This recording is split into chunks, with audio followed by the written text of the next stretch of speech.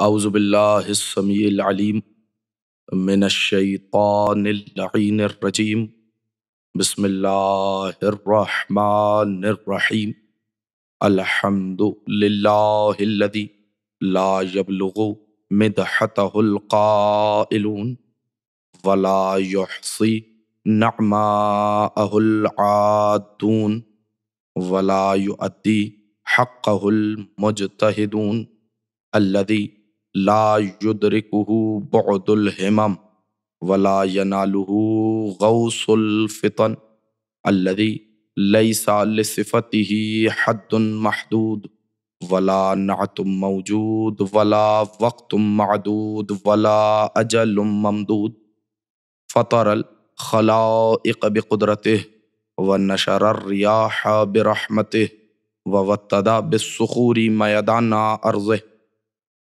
ثم الصلاة والسلام علی رسول الثقلین محبوب رب المشرقین والمغربین وسیلتنا فی الدارین جد الحسن والحسین ابی القاسم محمد اللہم صلی علی محمد وعلی محمد واہل بیتہ الطیبین الطاہرین المعصومین المنتجبین المنتخبین المظلومین لا سیما بقیت اللہ فی الارضین ولعنۃ الدائمۃ الباقیۃ المستمرۃ علی اعدائہم اجمعین من یوم عداوتہم الی قیام یوم الدین اما بعد فقد قال اللہ تبارک وتعالی فی کلامہ المجید وفرقانہ الحمید وقولہ الحق بسم اللہ الرحمن الرحیم وَلِلَّهِ الْأَسْمَاءُ الْحُسْنَى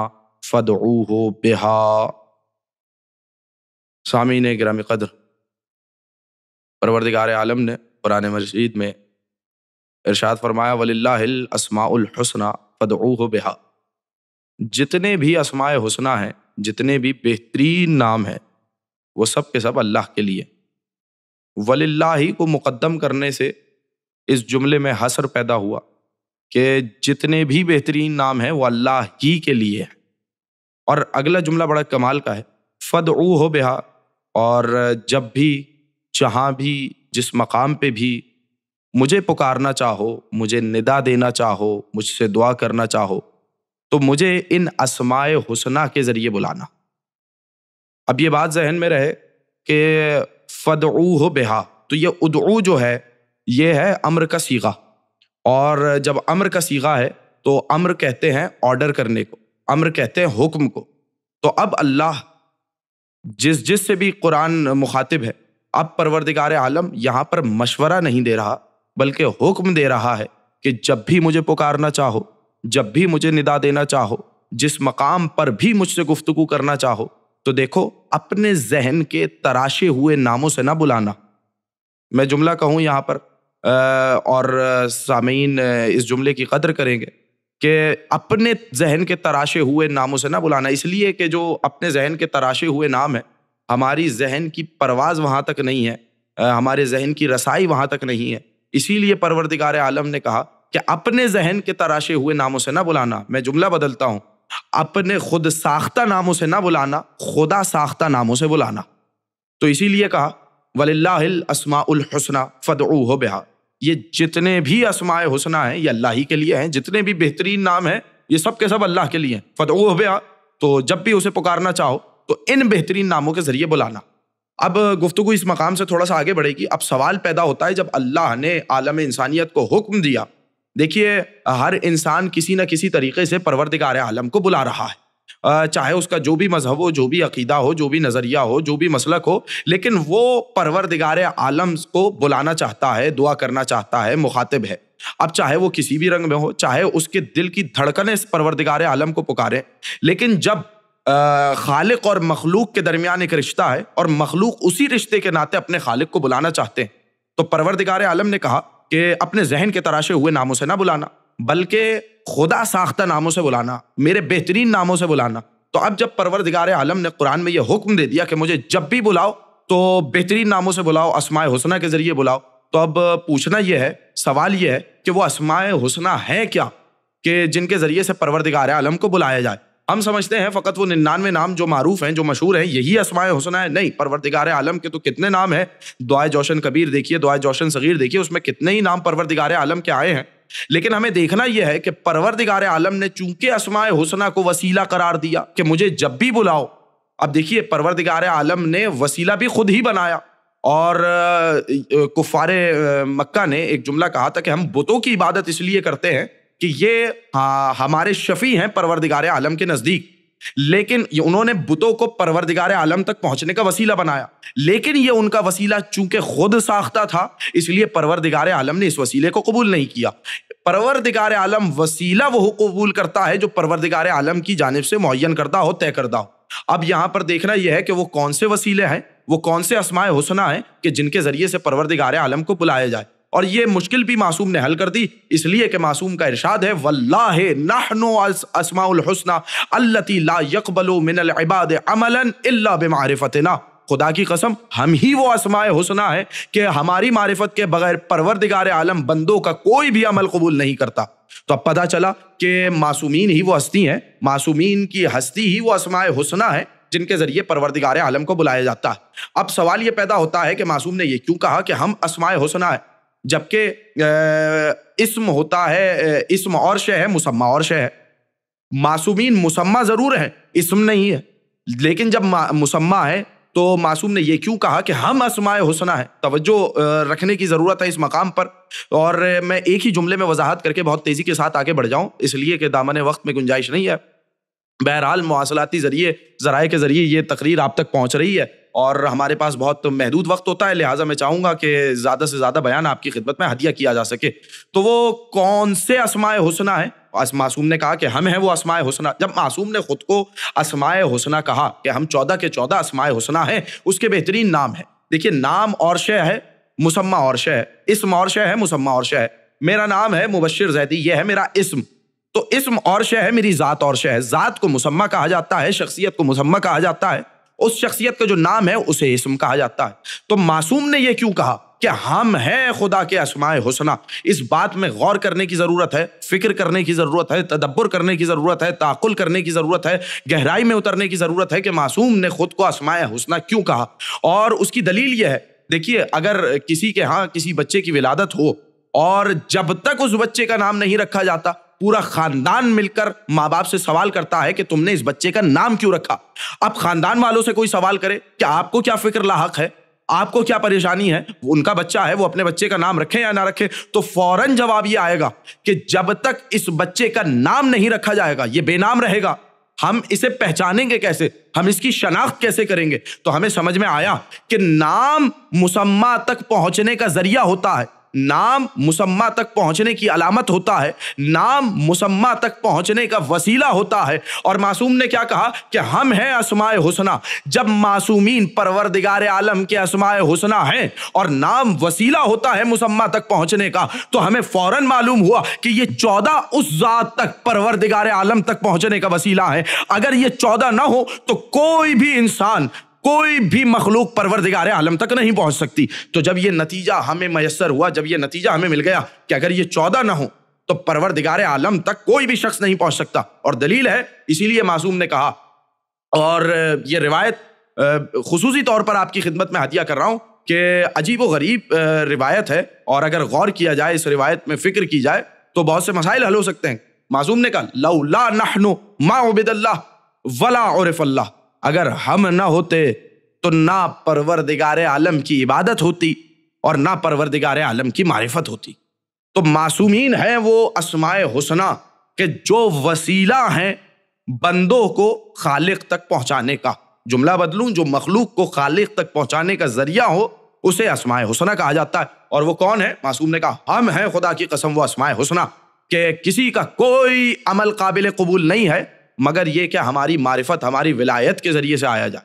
تو جب گفتگو اسماء حسنہ کے ذیل میں ہے، پروردگار عالم نے حکم بھی دیا کہ مجھے جب بھی بلاؤ تو میرے بہترین ناموں سے بلاؤ، مجھے اسماء حسنہ کے ذریعے سے بلاؤ.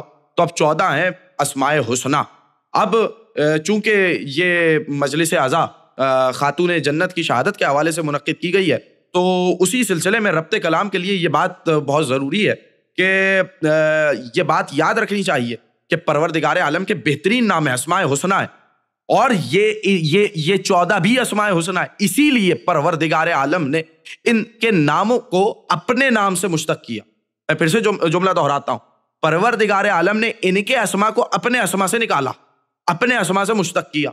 آپ کہیں گے کیسے؟ بڑا مشہور و معروف واقعہ ہے اور زبان زد عام ہے، اور میں اسی سے دلیل دیتے ہوئے آگے بڑھ جاؤں کہ جب حضرت آدم سے اللہ نے کہا کہ یا آدم انبئہم باسمائہم، اے آدم ان فرشتوں کو بتاؤ کہ یہ کن لوگوں کے نام ہیں. کیوں؟ اس لیے کہ فرشتے جب نام نہیں بتا پائے، اللہ نے تو کھلا چیلنج کیا تھا نا، انبئونی باسماء ہؤلاء ان کنتم صادقین، اے فرشتوں ہمیں بتاؤ کہ یہ کن لوگوں کے نام ہیں. تو فرشتے نام نہیں بتا سکے، فرشتوں نے نام بتانے سے انکار کر دیا، عاجز ہو گئے. میں جملہ بدل کر کہوں، اس لیے کہ وہ ہستیاں وہ تھی کہ جن تک فرشتوں کی رسائی نہیں تھی. تو جب نام بتانے سے انکار کر دیا، عاجز ہو گئے، تو اب اللہ نے آدم سے کہا یا آدم انبئہم باسمائہم، اے آدم ان فرشتوں کو بتاؤ تو کہ یہ کن لوگوں کے نام ہیں. اب بتائیے آدم نے کن ناموں کا سہارا لیا؟ آدم نے کہا اللہم انت المحمود ھذا محمد، پروردگار تو محمود ہے، یہ محمد ہے، تو اعلیٰ ہے، یہ علی ہے، تو فاتر ہے، یہ فاطمہ ہے، تو محسن ہے، یہ حسن ہے، تو قدیم الاحسان ہے، یہ حسین ہے. تو آدم کو خلافت ملی اس لیے کہ آدم نے امتحان دیا. وہ امتحان کیا تھا؟ وہ امتحان یہ تھا کہ آدم نے اسماء پڑھ کے بتائے.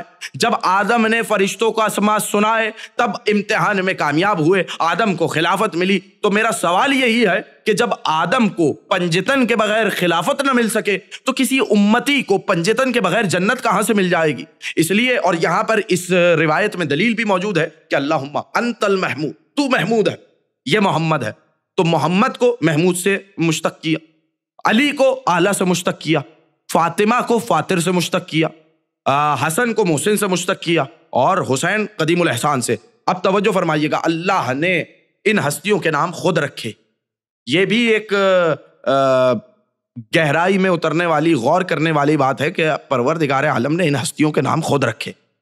اور اسی لیے خاتون جنت کا نام پروردگار عالم نے، اچھا ایک نہیں، دیکھیے نام کیا ہوتا ہے؟ شخصیت کو پہچاننے کا ذریعہ ہوتا ہے.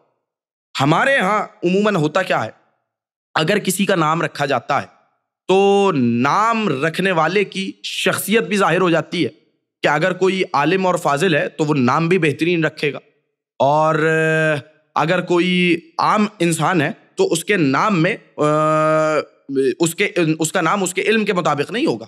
اب یہ غور کرنے والی بات ہے کہ اگر کوئی پڑھا لکھا عالم فاضل انسان ہے تو وہ نام بھی اچھا رکھے گا، مگر کوئی عام انسان ہے تو وہ اس کا نام اتنا اچھا نہیں ہوگا. اور یہ تاریخ نے ہمیں بتایا ایسے ایسے نام ہیں کہ انسان اگر غور کرے تو ان ناموں پر، تو کوئی بھی انسان اگر اس کی مطلب سے آشنائی ہو تو وہ ناموں کو رکھنے کا کبھی نہیں سوچے گا.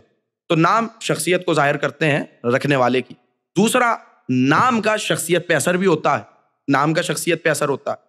اور لیکن ہم نے یہ دیکھا کہ بعض دفعہ نام رکھنے والے نام رکھ دیتے ہیں لیکن شخصیت ویسی نہیں نکلتی جیسا نام ہوتا ہے.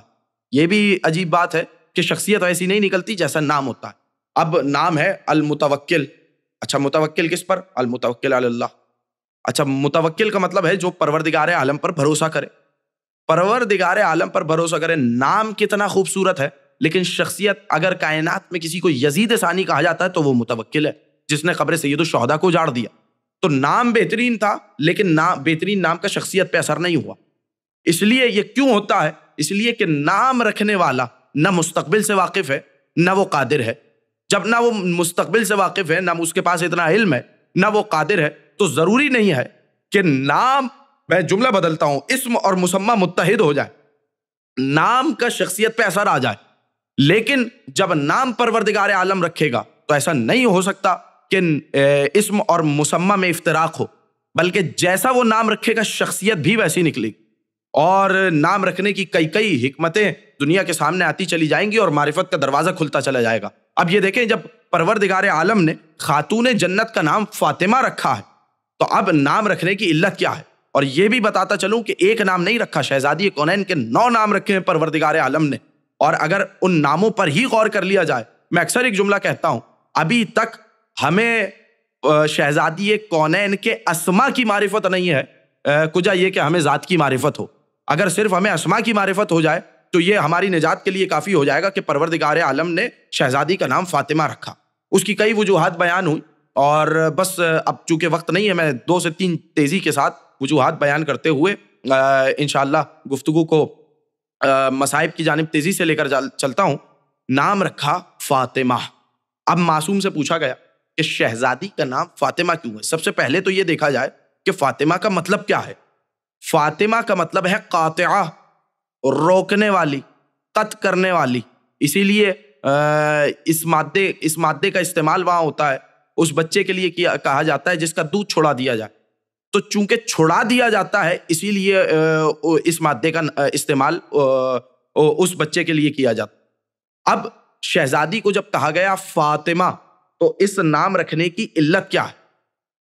تو مختلف علتیں ائمہ طاہرین کی روایات سے ظاہر ہیں، اور میں تیزی کے ساتھ 2 سے 3 روایات آپ کی خدمت میں ہدیہ کر دوں۔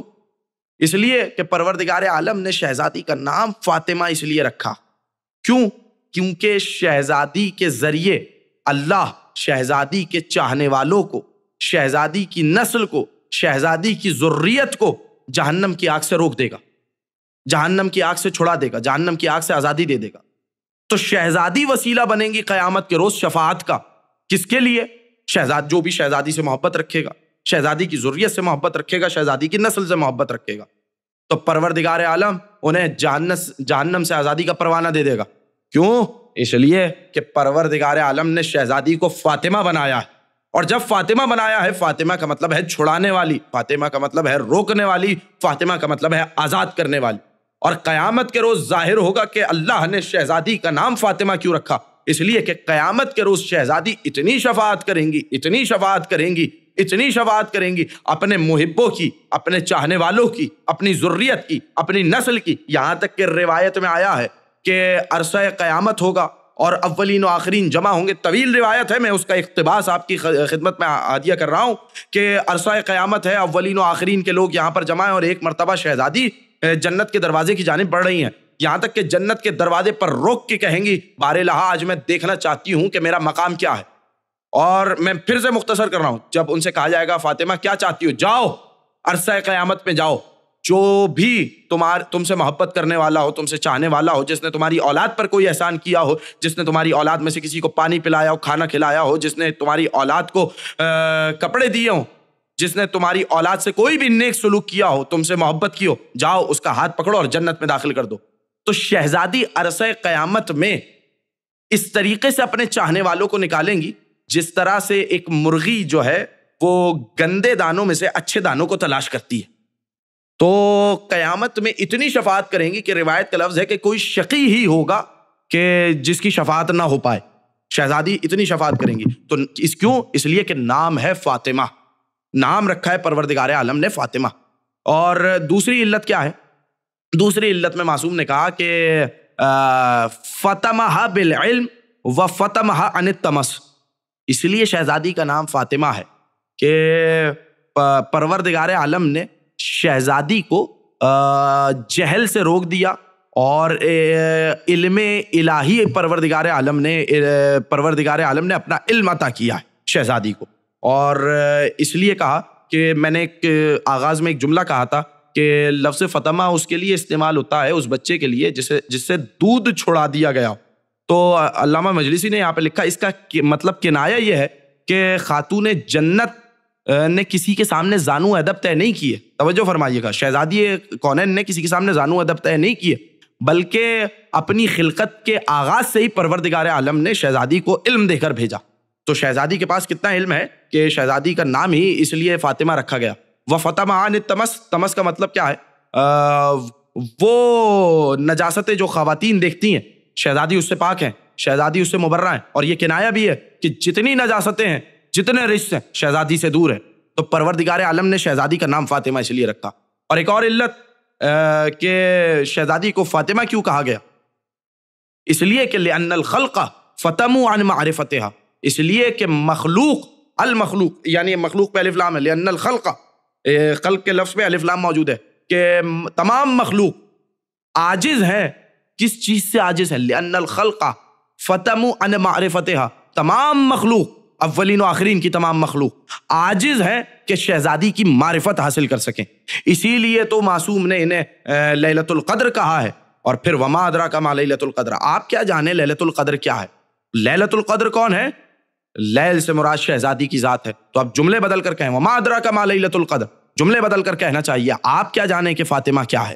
نہ آپ شب قدر کی معرفت حاصل کر سکتے ہیں، جب آپ شب قدر کی معرفت حاصل نہیں کر سکتے تو اس بی بی کی معرفت کہاں سے حاصل کر سکتے ہیں؟ اور یہ بھی ایک جملہ ہے جو سامعین تک اگر پہنچ جائے تو دعاؤں سے نوازیے گا کہ عجیب بات ہے کہ شہزادی کو شب قدر کا، نہ شب قدر کی کسی کو معرفت ہے نہ شہزادی کی کسی کو معرفت۔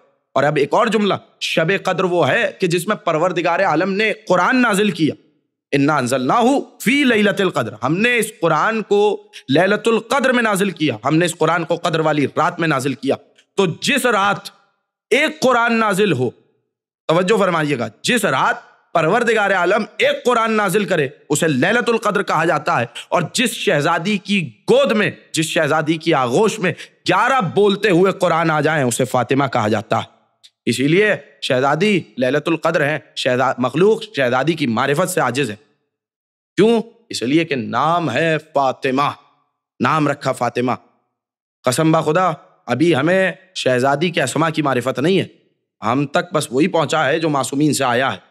ابھی تک کس میں دم ہے کہ جو شہزادی کی معرفت حاصل کر سکے، کس میں دم ہے جو شہزادی کی ثنا کر سکے؟ اور جس شہزادی کی نہ ثنا ممکن ہے، اس لیے کہ معصوم نے کہا لیلۃ القدر، شب قدر۔ شب قدر کیا ہے؟ پوشیدہ ہے نا مخلوق سے، ہمیں نہیں معلوم شب قدر کیا ہے، لیکن شہزادی کی آپ دیکھیے قبر بھی آج تک پوشیدہ ہے، نہیں معلوم کہ شہزادی کی قبر کہاں، بقیے میں ہے، منبر کے پاس ہے، گھر میں ہے، کہاں ہے شہزادی کی قبر نہیں معلوم۔ وہ رسول جو بس اپنی ایک بیٹی چھوڑ کر اس دنیا سے گیا، آج ہمیں اس بیٹی کی قبر نہیں معلوم۔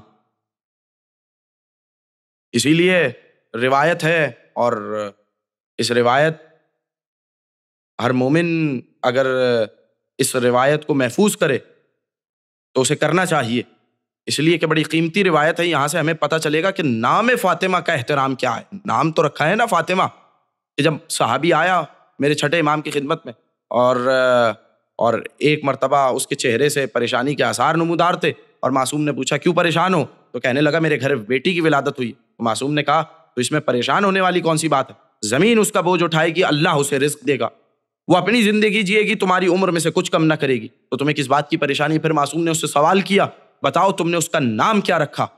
تو ایک مرتبہ اس نے کہا میں نے اس کا نام فاطمہ رکھا۔ تو ایک مرتبہ معصوم نے کہا آہ آہ آہ۔ دیکھیے عجیب بات ہے، اور پھر معصوم اپنے ہاتھوں کو پیشانی کی جانب لے۔ دیکھیے جب آپ زیارت نامہ پڑھتے ہیں اور اپنے زمانے کے امام کو سلام کرتے ہیں تو ہوتا کیا ہے؟ بہت سے لوگ جھک جاتے ہیں اور اپنے ہاتھ کو اپنی پیشانی کی جانب لے جاتے ہیں۔ کیوں؟ کیونکہ آپ اپنے زمانے کی حجت کو سلام کر رہے ہیں۔ جب آپ اپنے زمانے کی حجت کو سلام کرتے ہیں آپ اپنا ہاتھ پیشانی کی جانب لے جاتے ہیں، اور جب زمانے کی حجت اپنی جدہ فاطمہ کا تذکرہ کرتے ہیں تو وہ اپنے ہاتھ کو اپنی پیشانی کی جانب لے جاتے ہیں۔ اور اس کے بعد عجیب حکم دیا، کہا کہ جب تم نے اس کا نام فاطمہ رکھ دیا تو خبردار دیکھو اسے مارنا مت، اسے گالی مت دینا، اسے جھڑکنا مت۔ میرا دل یہی کہتا ہے کہ شاید اس لمحے معصوم کو خاتون جنت کا مدینے کی گلیوں میں گرنا یاد آ گیا ہوگا، تماچے کھانا یاد آ گیا ہوگا، خاتون جنت کا جھڑکیاں کھانا یاد آ گیا ہو۔ اجرکم اللہ، اتنے طویل مصائب ہیں خاتون جنت کے، لیکن بس 2 جملے آپ کی خدمت میں ہدیہ کروں۔ روایت کے الفاظ ہیں کہ البکاؤن خمستن، رونے والے نہیں کہا، بہت رونے والے 5 گزرے۔ کون کون گزرے؟ پہلے کا نام ہے آدم۔ آدم حوا کے فراق میں 40 برس تک گریا کرتے رہے، اور اتنا گریا کیا کہ ان کے آنسو سے ان کے رخساروں پر گڑھے بن گئے۔ میں جملہ کہوں یہاں پر کہ آدم حوا کے فراق میں، جبکہ معلوم ہے کہ حوا ہیں، زندہ ہیں، جناب حوا کو کسی نے تماچے نہیں مارے، جناب حوا کی پسلیاں سالم تھی، صرف جنت سے نکال دیا گیا تھا۔ جناب حوا کے فراق میں 40 برس تک جناب آدم نے گریا کیا۔ مجھے بتائیں شہزادی کونین کے بعد علی کے دل پہ کیا گزری ہوگی؟ علی کے دل کا کیا عالم ہوا ہوگا کہ جب علی نے اپنے سامنے شہزادی پر یہ ظلم و ستم ہوتے ہوئے دیکھے ہوں۔ اجرکم اللہ۔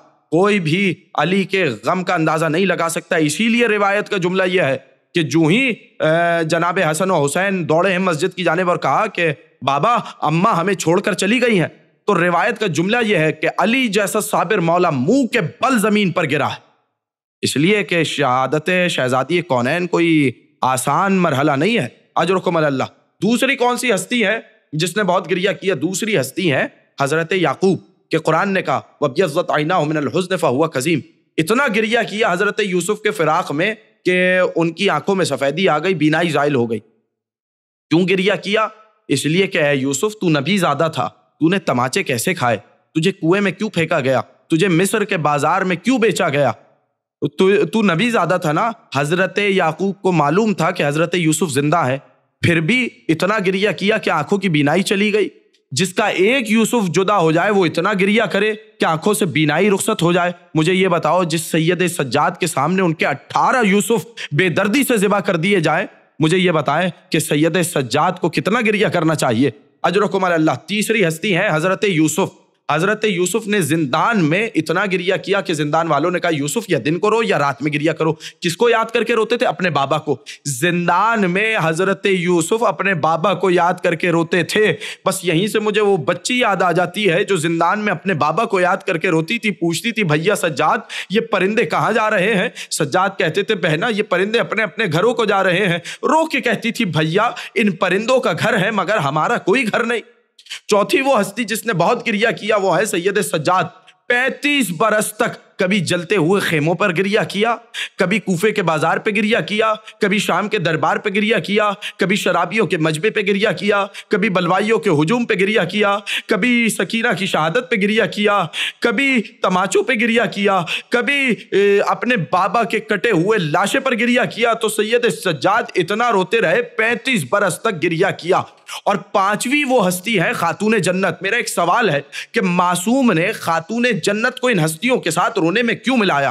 دیکھیے حضرت آدم نے 40 برس گریہ کیا, سید سجاد نے 35 برس گریہ کیا, حضرت یعقوب نے اتنا گریہ کیا کہ آنکھوں کی سفیدی زائل ہو گئی. نہ جانے کتنے برس گریہ کرتے رہے. حضرت یوسف نے بھی اتنا گریہ کیا, مگر خاتون جنت نے رسول کے بعد کتنا گریہ کیا؟ تو آپ کو روایتیں بتائیں گی یا 75 دن گریہ کیا یا 95 دن گریہ کیا.